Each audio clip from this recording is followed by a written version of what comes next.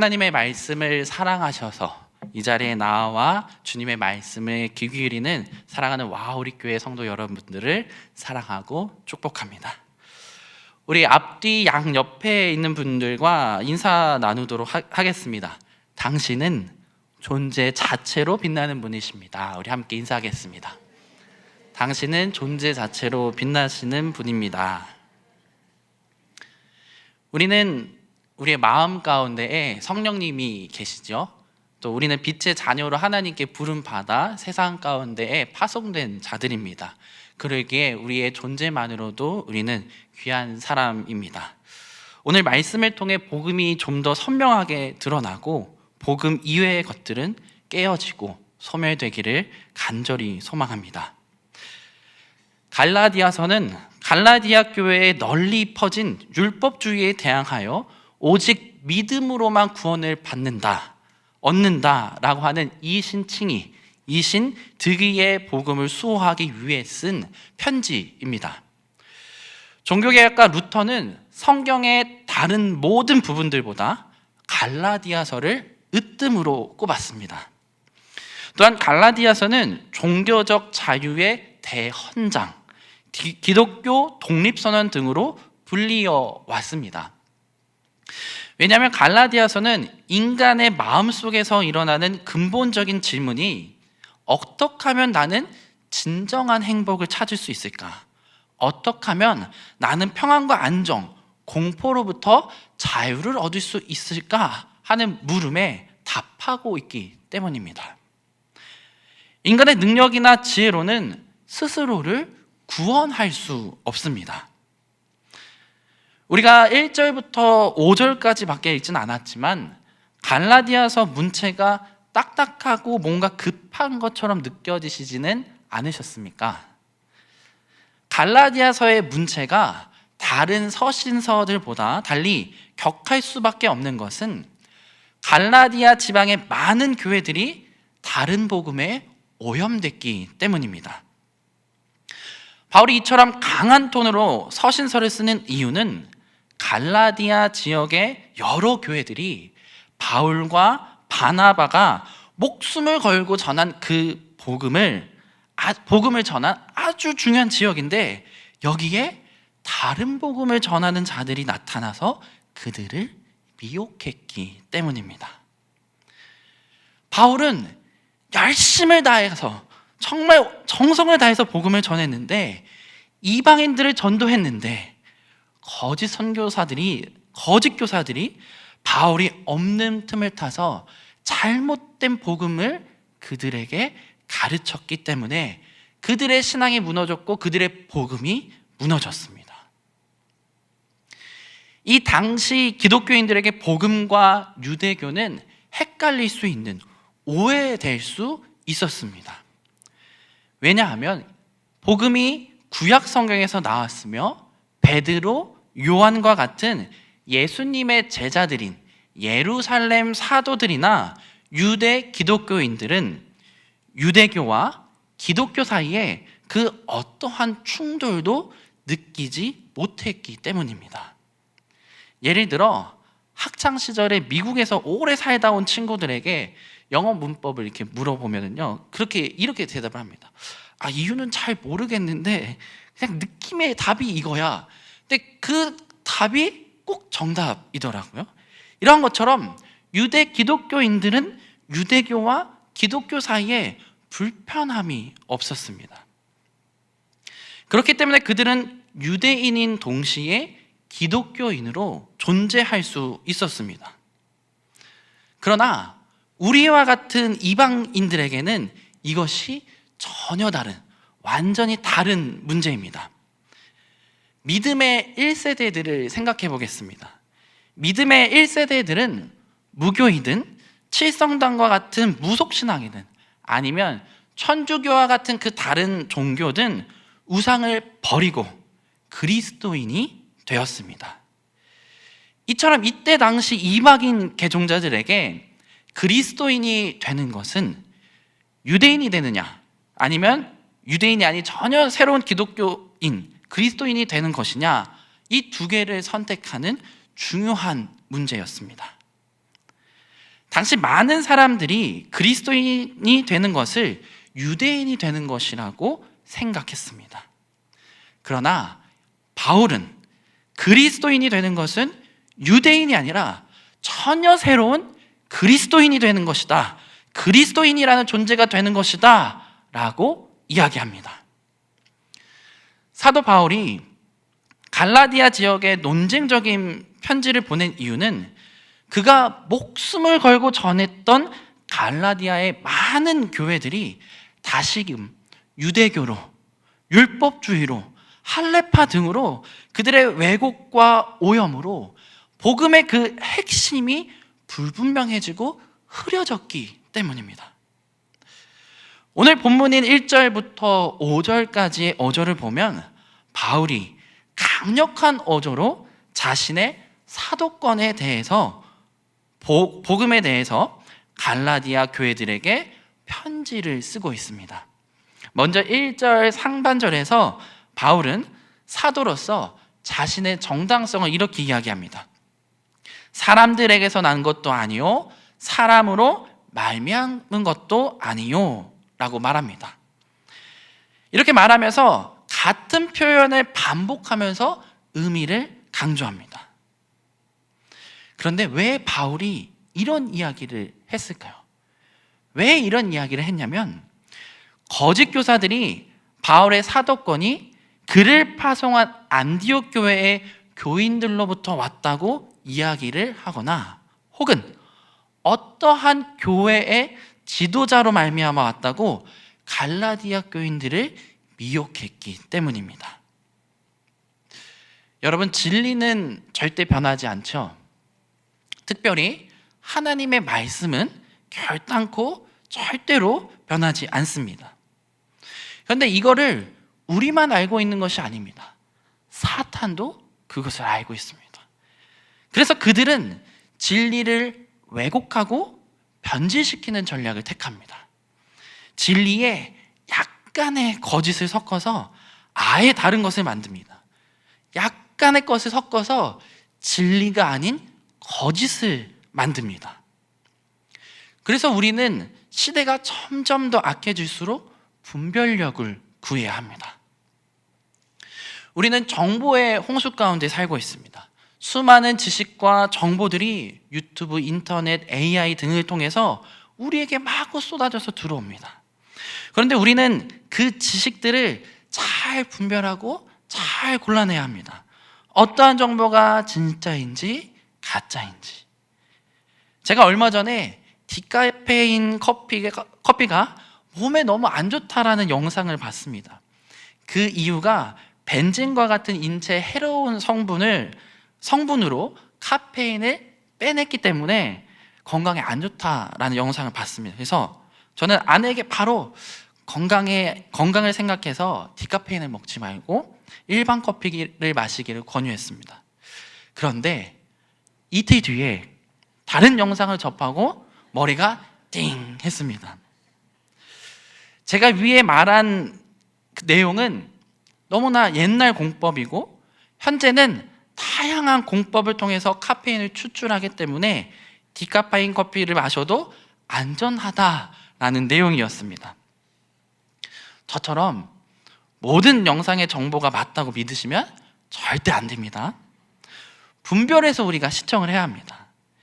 기독교에 대한 내용 또한 마찬가지입니다. 기독교라고 다 같은 기독교가 아닙니다. 무분별하게 다른 교회 유튜브를 시청하시기보다는 와, 우리 교회에 훌륭하신 담임 목사님과 부교역자분들의 영상을 2번 또는 3번씩 보시기를 추천드립니다. 거짓 교사들의 전략은 바울의 사도권을 부정하면 그가 말한 모든 것이 부정된다는 그 사실을 파고들었습니다. 거짓 교사들은 갈라디아 교회들에 침투해서 믿음으로만 구원을 얻을 수 없고 할례를 받아야 하며 율법을 지키지 않으면 구원을 받을 수 없다라고 가르쳤습니다. 이것은 바울 한 명의 권위가 떨어지는 차원이 아니라 기독교의 근간이 뿌리채 흔들리는 문제였습니다. 그렇기에 사도 바울은 단호하게 자신의 사도권을 이야기합니다. 사랑하는 여러분, 우리의 신앙을 생각해 보기를 바랍니다. 우리의 믿음을 점검해 보길 바랍니다. 갈라디아 교회에 퍼진 율법주의, 할례를 받아야 구원을 받는다는 말을 한 거짓 교사들은 유대인 기독교인들이었습니다. 그러나 이들에게는 우리와 같은 이방인들에게 없는 것이 있습니다. 바로 선민의식입니다.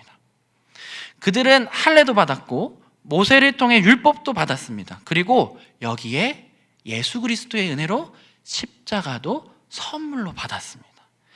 그래서 유대인들은 이렇게 이야기합니다. 너는 예수밖에 없지? 우리는 할례도 있고 율법도 있어. 너희가 우리보다 대단한 것 같지 않지? 너희에게는 예수밖에 없잖아. 아니 근데 어떻게 믿기만 하면 천국에 가냐? 뭔가 빠진 것 같지 않아? 불안하지 않아? 이렇게 유혹을 하고 미혹을 하는 겁니다. 이 유대인들의 주장에 대해서 어떻게 생각하십니까? 이들의 주장은 예수를 버리는 게 아닙니다. 오히려 오직 예수를 믿는 믿음으로 구원을 받는다. 오케이, 그럼 예수 받고 율법 더. 이렇게 이야기합니다. 이들은 예수와 다른 것을 겸하여 섬깁니다. 이들에게 율법은 곧 예수고 예수는 곧 율법입니다. 바꿔 말하면 이 율법이 우상이 된 우상숭배입니다. 하지만 예수님과 율법은 같을 수가 없습니다. 예수님께서 마태복음 11장 28절에서 수고하고 무거운 짐진 자들아 다 내게로 오라 내가 너희를 쉬게 하리라 라고 말씀하셨습니다. 율법이라는 장로들의 유전이라는 그 무거운 짐진 자들을 예수님께서는 예수 그리스도의 피로 없애주셨습니다. 그런데 사람들이 다시금 슬금슬금 그 율법 앞으로 갑니다. 그 율법을 등에 지고 다시금 또 수고하고 무거운 짐을 집니다. 유대인 그리스도인들은 예수를 붙잡으면 믿음으로 구원을 받는다는 사실을 동의하면서도 실제적인 삶에서는 할례와 율법을 내려놓지 못했습니다. 그리고 이걸 사도 바울은 복음이 아니다 라고 말합니다. 안식일을 거룩히 지켜야지, 주일 성수해야지, 11조 해야지, 봉사해야지 등등은 우리의 구원과 아무런 상관이 없습니다. 하나님께서는 예수 그리스도를 통해 우리에게 믿음으로 말미암아 구원을 받는다라는 사실을 깨닫게 해주셨고 알려주셨습니다. 요한복음 8장 32절은 진리를 알지니 진리가 너희를 자유케 하리라 라고 말합니다. 여기서 말하는 진리는 어떠한 걸 말할까요? 하라, 하지 말라 라고 말하는 율법을 말하나요?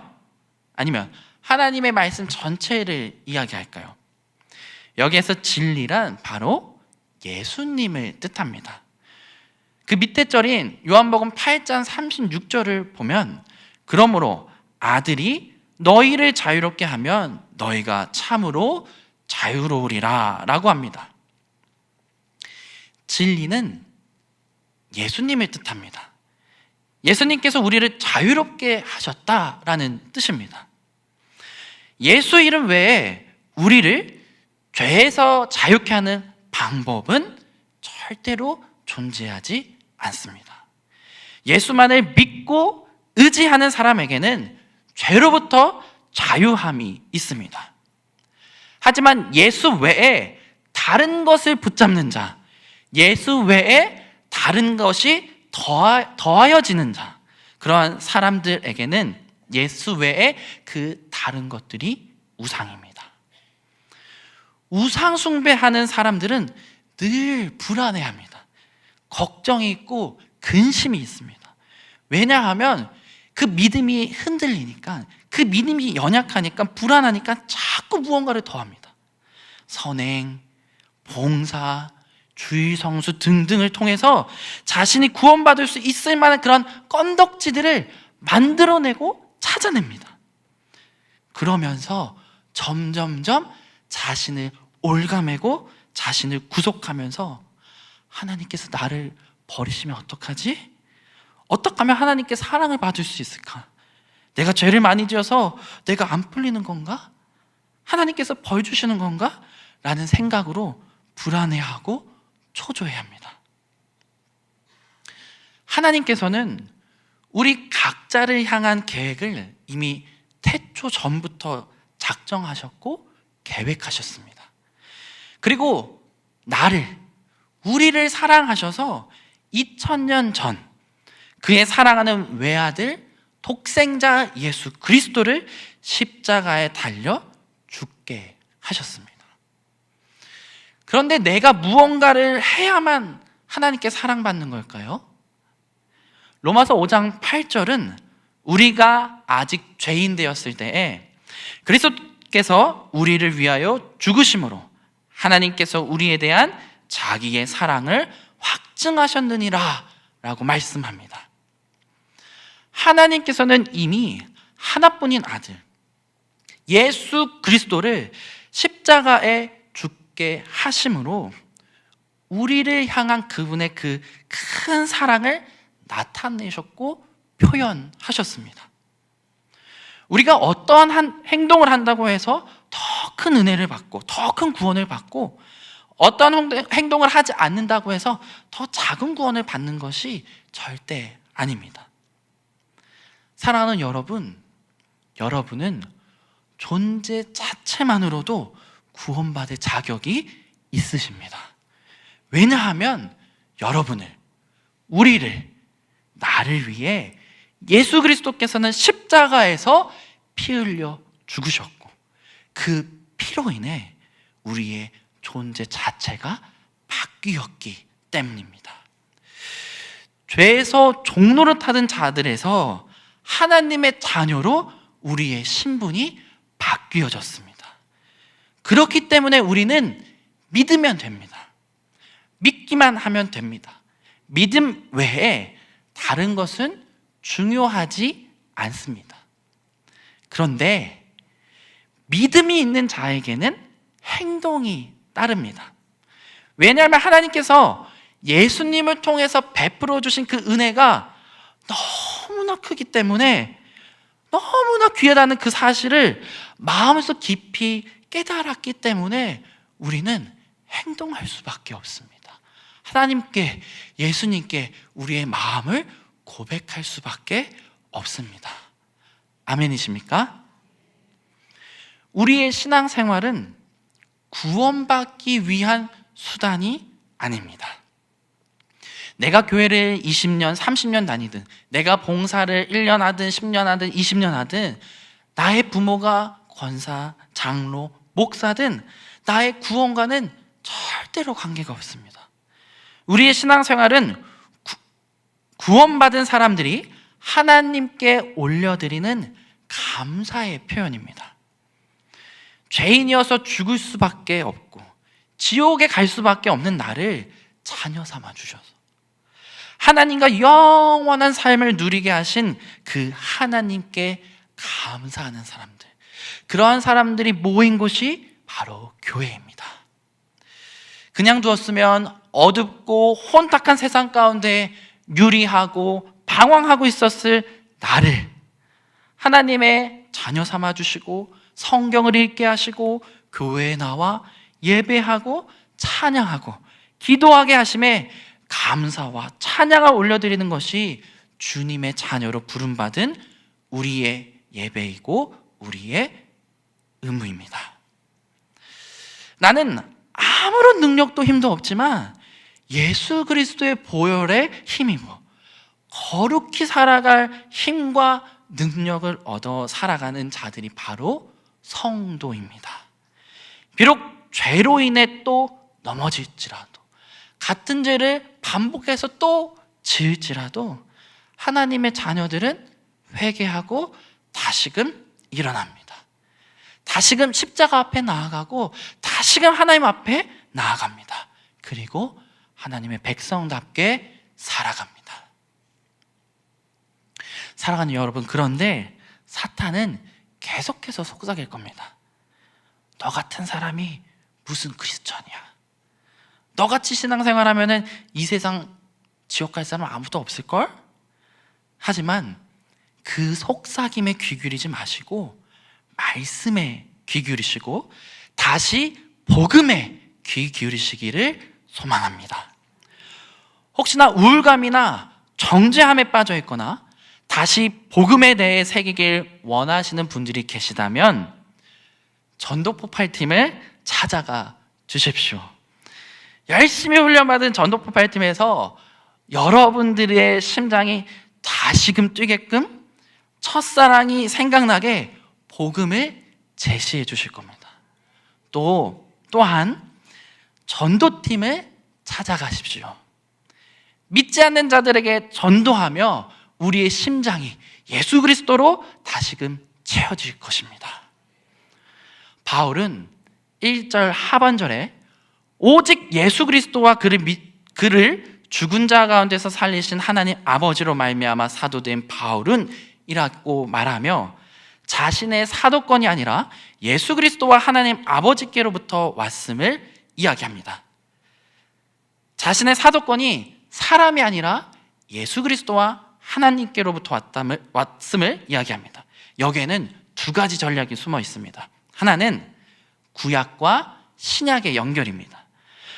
바울이 예수님만 이야기하지 않고 그를 부활시키신 하나님까지 이야기한 이유는 구약에 얽매여 있는 유대인들과 거짓 교사들, 유대인 그리스도인, 이방인 그리스도인들에게 구약의 메시지인 오실 메시아, 그리고 신약의 메시지인 오신 메시아, 그 메시아가 예수님이다 라는 그 사실을 전략적으로 말함으로써 오직 예수 그리스도를 믿음으로 구원받았음을 이야기하고 있습니다.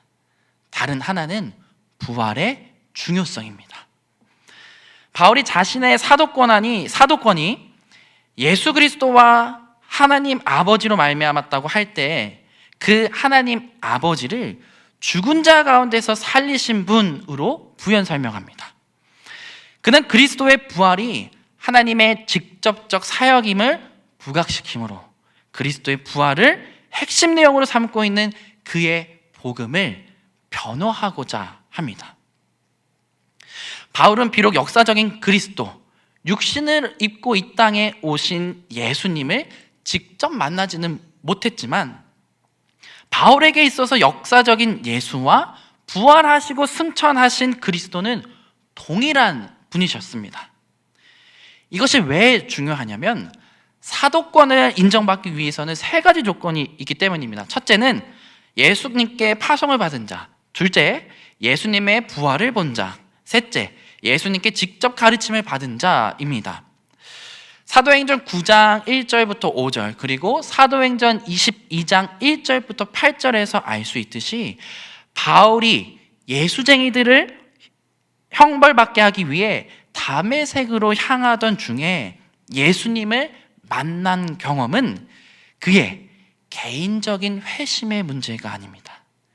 그의 전 존재와 소명 그리고 그의 인생이 송두리째 바뀌게 되는 결정적인 사건이었습니다. 부활하신 그리스도가 그에게 나타나셨다는 것은 그가 그리스도에게서 사도직을 받았다는 것만이 아니라 그가 전하는 복음의 정당성과 깊은 관련이 있습니다. 따라서 다메섹에서 부활하신 그리스도의 나타나심은 그의 복음과 사도직의 출처와 기원입니다. 바울은 다메섹으로 가는 중 예수님을 만나고 그의 인생이 손두리째 바뀌었습니다. 사도행전 22장 3절에서 8절을 보면은 바울은 유대인 시민권자고 그 당시 가장 유명한 랍비인 가멜리엘의 제자였고 율법으로 엄한 교훈을 받은 바리새인 중에 바리새인이었습니다. 그리고 열심당원이었습니다. 심지어 그는 예수를 그리스도라고 시인하는 사람들을 박해하여 죽이기까지 했습니다. 남녀를 가리지 않고 그들을 잡아 감옥에 넣었습니다. 바울의 인생은 예수님과 상관없는, 관련 없는 정반대의 인생을 살았습니다. 바울은 율법에, 구약에 정통한 능통한 사람이었고 열심을 따지자면 그를 따라올 자가 없었습니다. 그런 그의 눈이 가려지고 예수님을 만나 예수님의 증인으로 살아갑니다. 바울이 빌립보서 3장 8절 10절에서 다음과 같이 고백을 합니다. 그것들뿐만 아니라 이 세상 그 어떠한 것도 내 주 예수 그리스도를 아는 것과 비교가 되지 않습니다. 예수 그리스도를 위하여 나는 모든 것을 버렸습니다. 모든 것이 쓰레기처럼 아무런 가치가 없다는 것을 이제 압니다. 이로써 나는 그리스도를 알게 되었습니다. 또한 그리스도 안에 하나가 되는 기쁨을 얻었습니다. 내가 율법을 지켜서 하나님께 구원을 얻은 것이 아닙니다. 하나님은 내 믿음을 보시고 나를 의롭다 하시며 자녀 삼아 주신 것입니다. 이제 내가 바라는 것은 그리스도를 알고 죽음에서 부활하신 그 능력을 체험하며 그리스도와 함께 고난받고 그분과 같이 죽는 것입니다. 지금 시대에 직통계시는 사라졌습니다. 누군가 하나님의 음성을 들었다고 할 때 우리는 잘 분별해야 합니다. 하지만 우리에게는 너무나도 귀한 것이 있습니다. 어떠한 것인가요? 말씀, 성경입니다. 이 성경에는 오래전에 하나님께서 우리 믿음의 조상들과 약속하신 모든 말씀과 예수님께서 우리에게 해주신 그 말씀이 모두가 다 적혀 있습니다. 그런데 우리는 어떠한 삶을 살고 있습니까? 오직 예수로 살아가고 있습니까? 나의 생각과 가치관, 세계관은 과연 성경을 따르고 있습니까? 아니면 세상 사람들의 말과 그들의 사상과 세계관을 따르고 있습니까? 사도행전 15장을 보면 유대인과 이방인들이 예수 그리스도로 말미암아 구원을 얻는다는 것을 합의하기 위해 공의회가 열리는데 이걸 예루살렘 공의회라고 합니다. 7절에서 11절에서 유대인인 동시에 그리스도인인 사도 베드로는 예루살렘 교회에 모인 모든 사람들에게 선포합니다. 우리 10절, 11절인데요. 제가 읽어드리겠습니다. 그런데 지금 너희가 어찌하여 하나님을 시험하여 우리 조상과 우리도 능히 매지 못하던 멍에를 제자들의 목에 두려느냐. 그러나 우리는 그들이 우리와 동일하게 주 예수의 은혜로 구원받은 주를 믿노라 하니라. 베드로가 나서서 결정해 주었습니다. 율법과 그 모든 것들로 구원받는 것이 아니라 예수로 우리는 구원받는다. 이것을 이야기합니다. 사랑하는 성도님, 성도 여러분, 예수 외에 다른 복음은 없습니다. 율법도 우리의 선행, 도덕, 그 어떠한 것도 우리를 구원에 이르게 할 수 없습니다. 예수 그리스도를 믿는 믿음으로 구원받은 우리는 은혜로 살아갑니다. 그 은혜가 아니면 우리는 여기까지 올 수 없었습니다. 걱정과 불안이 몰려오십니까? 세상이 주는 위로와 즐거움을 누릴 수 없어 괴롭고 짜증이 나십니까? 십자가를 바라보십시오. 세상이 주는 평안과 유익을 쫓기보단 예수님만이 주실 수 있는 참된 평안과 자유함을 누리시는 여러분이 되시기를 소망합니다. 예수 그리스도께서 말씀하신 것처럼 우리의 무거운 모든 짐을 예수 그리스도 앞에 다 내려놓고 복음으로, 구원으로 자유함을 얻는 우리 모두가 되기를 간절히 소망합니다.